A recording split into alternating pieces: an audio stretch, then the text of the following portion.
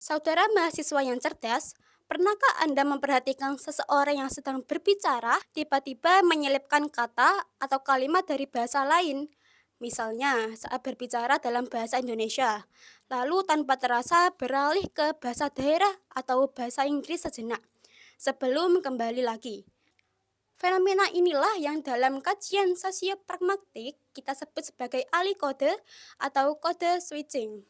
Secara sederhana, alih kode adalah perpindahan yang dilakukan penutur dari satu bahasa atau varietas bahasa ke bahasa atau varietas lainnya dalam satu percakapan.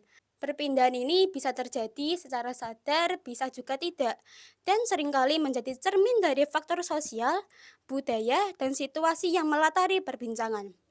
Lalu, mengapa kita perlu mempelajari alih kode? Ternyata, fenomena ini bukanlah kesalahan berbahasa, melainkan sebuah strategi komunikasi yang sangat cerdas. Pertama, alih kode digunakan untuk mengekspresikan identitas sosial. Seseorang mungkin akan beralih ke bahasa daerahnya ketika berbicara dengan keluarga atau komunitas asalnya untuk menunjukkan rasa solidaritas dan kedekatan. Kedua, alih kode berfungsi untuk menjaga kesantunan. Bayangkan, ketika kita berbicara dengan seorang dosen atau atasan, kita mungkin akan beralih ke ragam bahasa yang lebih formal atau menyelipkan kata-kata tertentu untuk menunjukkan rasa hormat. Ketiga, alih kode dapat menjadi alat untuk memperkaya ekspresi. Terkadang ada perasaan atau nuansa makna yang lebih tepat diungkapkan dalam bahasa tertentu. Dengan beralih kode, penutur bisa memberikan penekanan atau warna emosi yang lebih dalam.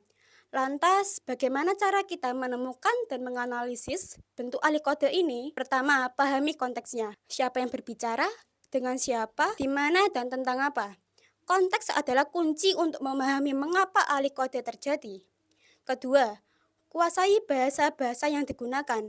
Tanpa pemahaman yang memadai tentang struktur dan kosakata dari semua bahasa yang terlibat, kita bisa keliru mengidentifikasi peralihannya. Ketiga, perhatikan dengan seksama setiap perubahan bahasa, baik itu pada satu kata, satu frasa, atau satu kalimat penuh. Keempat, cari polanya. Apakah peralihan selalu terjadi pada topik tertentu atau ketika pembicara sedang menyampaikan lelucon? Mencatat pola ini akan membantu kita menarik kesimpulan yang lebih akurat.